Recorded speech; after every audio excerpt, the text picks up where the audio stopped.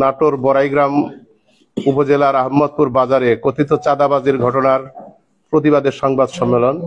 আমরা আজকে নাটোর জেলার যে অভিযোগ দেওয়া হয়েছে তার সম্পর্কে আমি আজকে লিখিত বক্তব্য পাঠ করছি।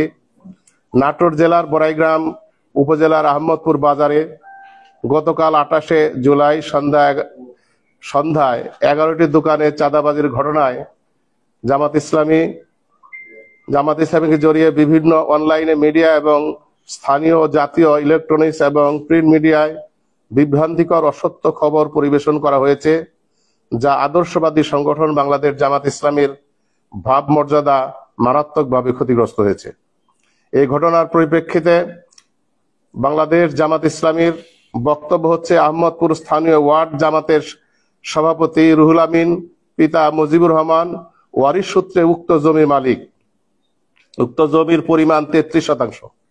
এর মধ্যে 22% জমি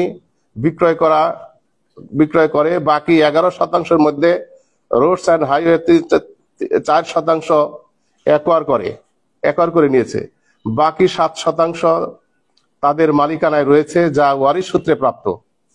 কিন্তু উক্ত 7% জমি আহমদপুর নোয়াপাড়া গ্রামের জোয়ারি ইউনিয়নের যুব দলের সাংগঠনিক সম্পাদক দুলাল, জাহাঙ্গীর, শাহ আলম, মোতালেবগঞ্জ দীর্ঘদিন যাবৎ দখল করে রাখে। উক্ত জমি উদ্ধারের জন্য বড়াইগ্রাম থানার এসআই আমিনুলের নেতৃত্বে সালিশি বৈঠক অনুষ্ঠিত হয়। উক্ত সালিশি বিষয়টি মীমাংসার লক্ষ্যে জোয়ারি ইউনিয়নের বিএনপির সাধারণ সম্পাদক জুলহাসের নেতৃত্বে 4 সদস্য বিশিষ্ট কমিটি গঠন করা হয়। সে অনুযায়ী গত 26 জুলাই রোজ শনিবার উক্ত জমি সার্ভের জন্য দিন ধার্য করা হয়, কিন্তু রুহুল আমিনগঞ্জ নির্ধারিত সময় উপস্থিত থাকলেও দুলাল, জাহাঙ্গীরগঞ্জ অনুপস্থিত থাকে, যার ফলে বিষয়টি জটিলতা সৃষ্টি হয় এবং জামাত কর্মী রুহুল আমিনের বড় ভাই বিএনপির নেতা হায়দার আলী উক্ত জায়গায় থাকা দোকানগুলোর তালা লাগিয়ে দেয়। এখানে কোনো চাঁদাবাজির ঘটনা ঘটেনি। এটা নিতান্তই পৈতৃক সম্পত্তি উদ্ধার সংক্রান্ত বিষয় এবং নিতান্তই তাদের পারিবারিক বিষয়। এর সাথে কোনো রাজনৈতিক দল, বিশেষ করে বাংলাদেশ জামাত ইসলামীর ন্যূনতম কোনো সম্পর্ক নেই।